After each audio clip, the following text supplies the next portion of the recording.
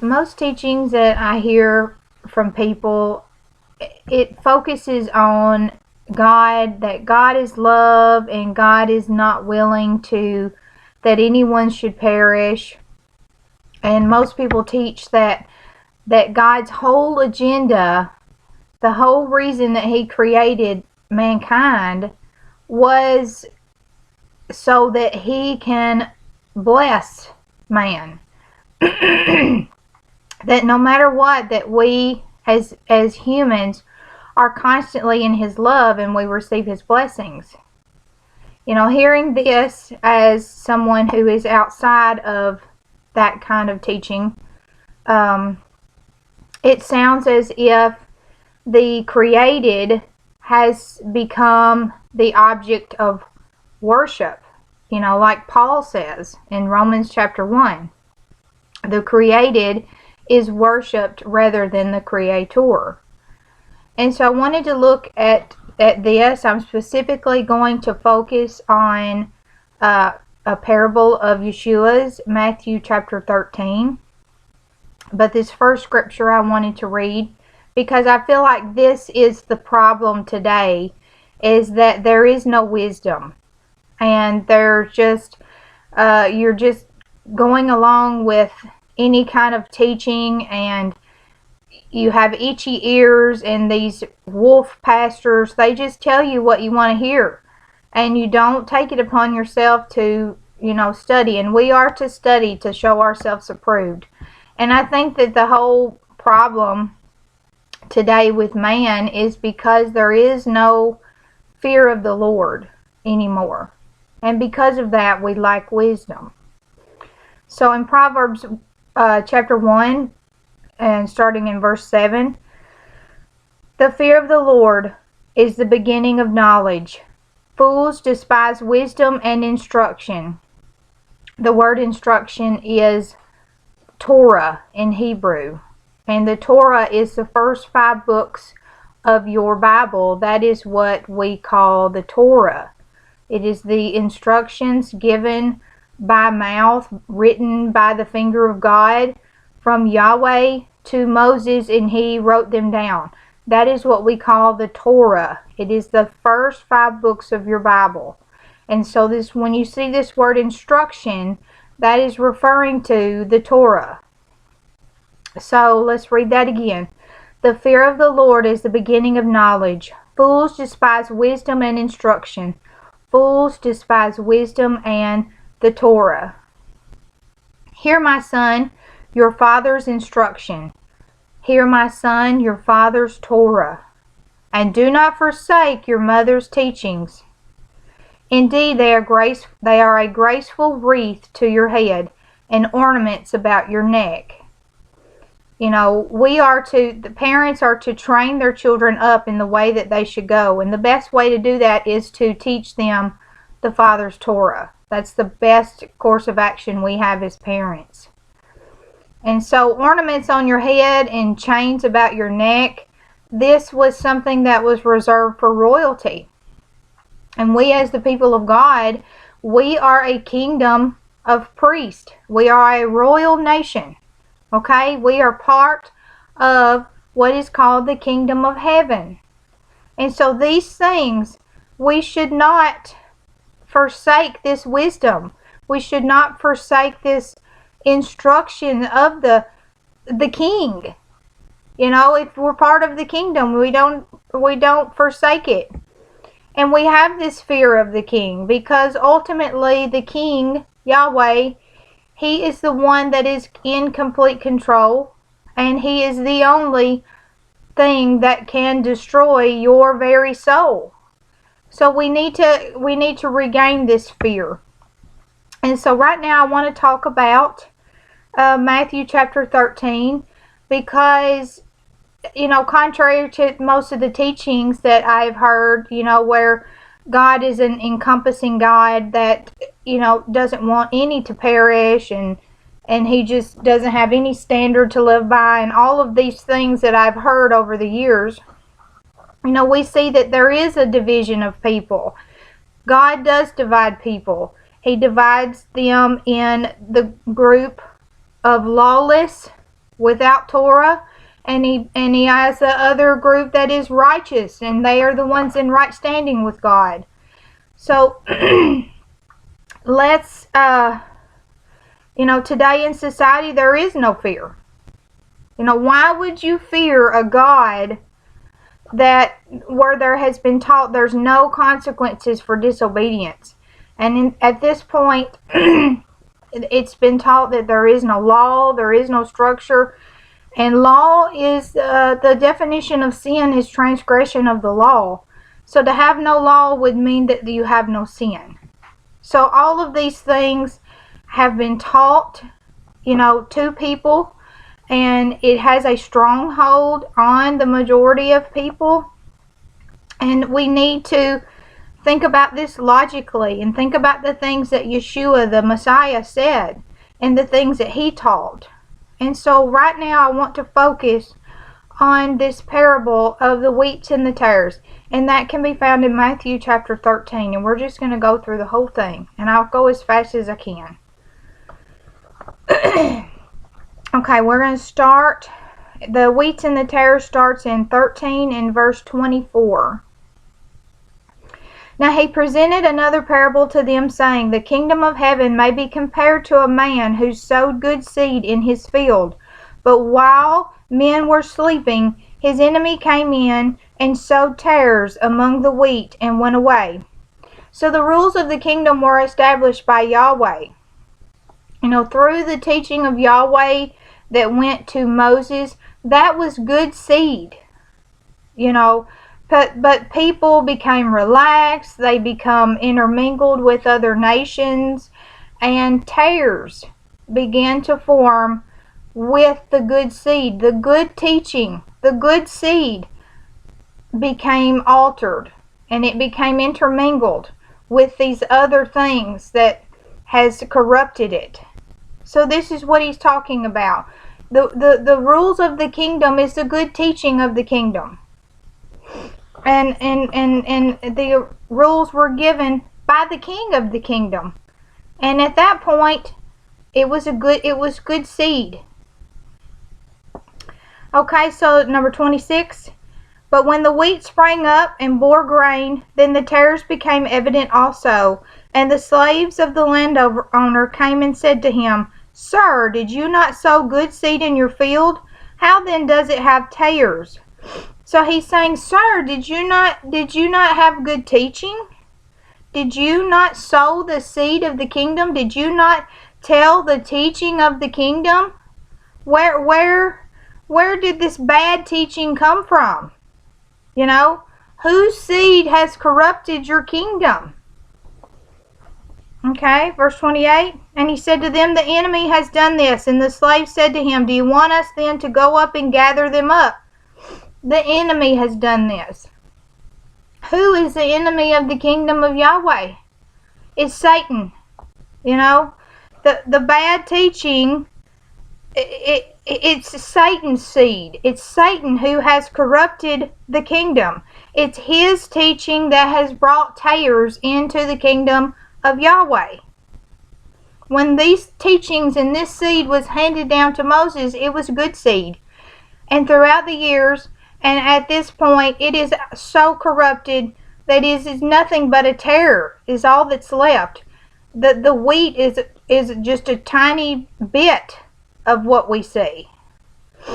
So who sowed these tares into the kingdom of Yahweh? It was Satan.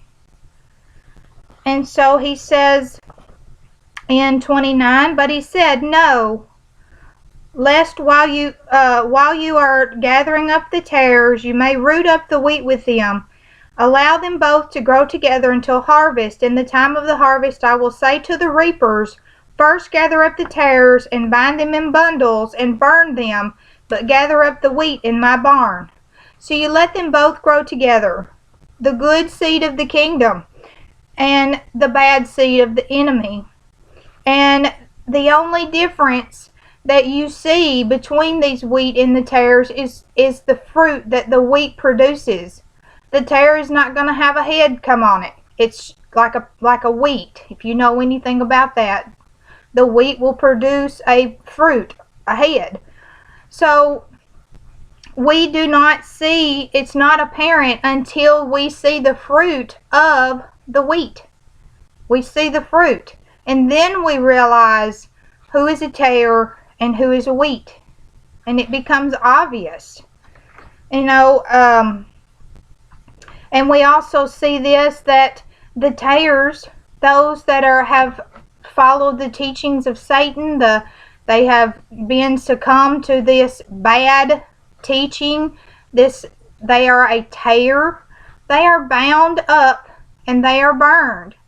While the good seed of the kingdom, those who have not been corrupted by the bad seed, they are gathered up and placed in the storehouse of Yahweh.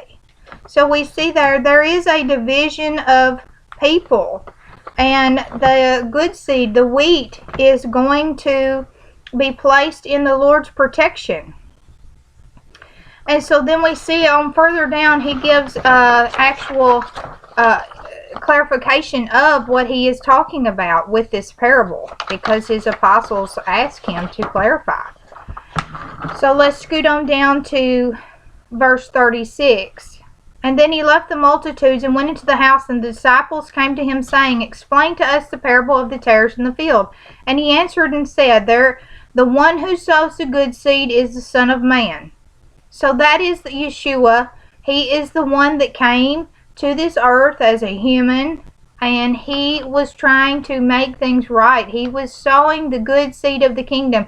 He was bringing things back. He was teaching the gospel of the kingdom. The gospel is the good teaching. If you watch my other video, the gospel is the good teaching, the right teaching of the kingdom. This was Yeshua's gospel, and he came to bring correct understanding. He came to sow good seed. And the field is the world. And as for the good seed, these are the sons of the kingdom, and the tares are the sons of the evil one. So here we see again that there is a division of people. You have the children of the kingdom who have the good seed, the good teaching sowed in them. And then you have the tares who have been influenced by the enemy. You know, they have allowed the good teaching to be corrupted. And it causes the seed to grow something that was never meant to be. It becomes a weed. You know, and we live in the South. What do we do with weeds? We kill them. We destroy them.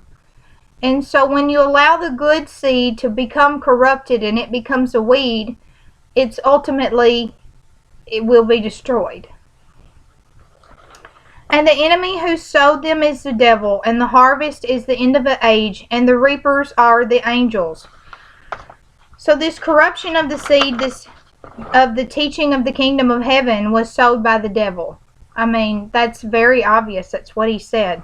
The rules of the kingdom is how we are expected to live if we are a part of this kingdom. And it tells us the king's wishes. It tells us how the king expects us to live. It tells us how the king expects to be worshipped. It establishes a guidelines for servants of the king. You know, and the devil wants nothing more but to lead people away from the worship of God. He wants to establish his own kingdom. And he wants to corrupt the good seed, the good teaching. And he wants to teach against the seed, the good seed of the kingdom. And he wants to lead people to become tares. And that is his ultimate goal. And so we're going to flip over real quick because we're going to look at the angels as the reapers. Revelations 9 and verse 14. One saying to the 6 angels who had the trumpet, Release the 4 angels who were bound at the great river Euphrates, and the 4 angels who had prepared for the hour and the day and the month and the year were released, so that they might kill a third of mankind. So he's saying loose these angels so that they may prepare to slay the tares. And so a third of mankind, that's a lot of tares. But we know that that's the case right now. And if we go over to Mark chapter 13 and verse 27, and then he will send forth his angels, and he will gather together his elect. His elect are the ones are the good seed. From the four winds of the farthest end of the earth to the farthest end of heaven. So here he's saying, he shall gather up his wheat and place it into his storehouse. And this is where we see confirmation of this parable in these other scriptures that we're giving to other people. The reapers are the angels. This is going to happen at the end of the age. And there is going to be a division of people. You will either be a wheat or a tare. Okay, let's go on back to Matthew chapter 13 and continue on with verse 40. Therefore, just as the tares are gathered up and burned with fire, so shall it be at the end of the age. The Son of Man will send forth his angels, and will gather out of his kingdom the stumbling blocks and those who commit lawlessness.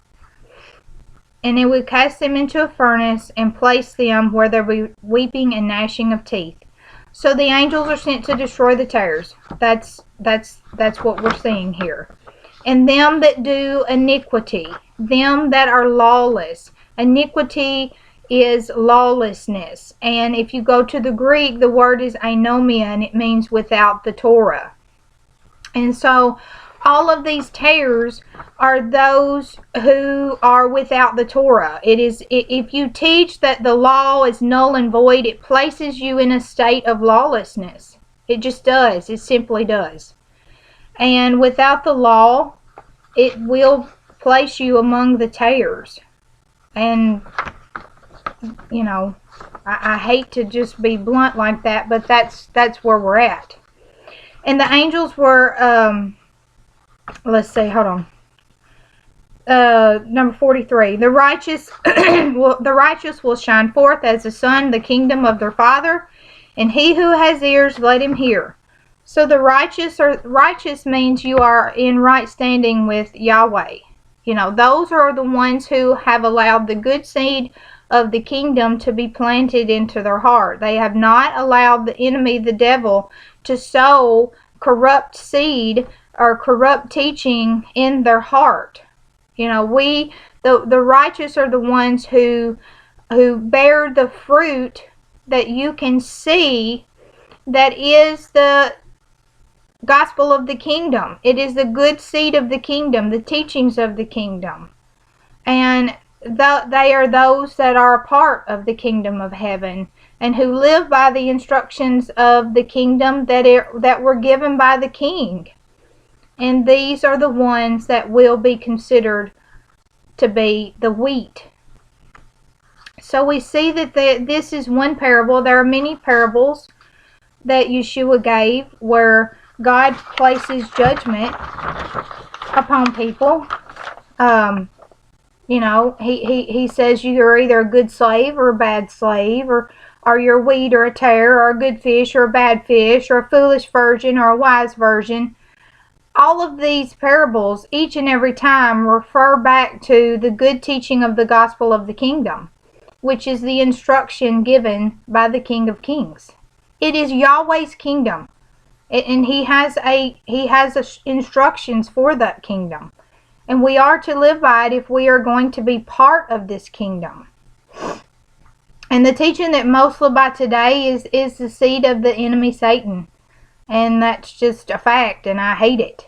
You know, it has caused many to walk in the imagination of their own heart, rather to walk as Yeshua has taught us to walk. You know, the tare has caused many to feel like they have a good relationship with the Father, when in reality, He doesn't know them. You know, they are on the wide path, and ultimately that will lead them to being burned. Gathered up and burned by the angels, by the reapers. So let's flip over to Matthew chapter 7 and start with verse 13. Enter by the narrow gate, for the gate is wide and the way is broad that leads to destruction, and many are those who enter by it. For the gate is small and the way is narrow that leads to life, and few find it. Beware of false prophets who come to you in sheep's clothing, but inwardly are ravenous wolves. Beware of false teachers that are sowing the seed of the enemy. You will know them by their fruits. They won't have any fruits. Tares do not have fruit. Grapes are not gathered from thorn bushes, nor are figs and thistles are they. So, even every good tree bears good fruit, and every bad tree bears bad fruit. A good tree cannot produce bad fruit, nor can a bad tree produce good fruit. So then you will know them by their fruits. Not everyone who says to me, Lord, Lord, will enter into the kingdom, but he who does the will of the Father in heaven. What is the Father in heaven? It's the gospel of the kingdom. He's the king. It's his will. It's his instruction. He is the king. Many will say to me on that day, Lord, Lord, did we not prophesy in your name, and cast out demons in your name, and perform many miracles? And then I will declare, I never knew you. Depart from me, you who are lawless, you who are without the Torah, you who are a tare. These are religious people, and they're crying out, did we not do all of these righteous things in your name? Did we not proclaim that we were part of your kingdom? Did we not do all of this religious stuff? And he says, I don't know you. You are lawless. You have not followed the rules of the kingdom. You have not listened to the good teaching. Many think that did we not obey the teaching of the kingdom? When in reality, it's the seed of the devil. The tares is what has taken over their worship. Wolves and false prophets preach the message of the tares, placing unknowing and good-intentioned people on the path that leads to destruction. To find the gate that leads to life, you must remove yourself from the wide path. This gate is hard. It is. It's small, and few have the willpower and the courage to seek it. But if with the help of the Spirit of Yahweh, anything is possible. So I pray that everyone that is hearing this message will get off the wide path. It will show yourself to be wheat, worthy to be placed in the Father's storehouse.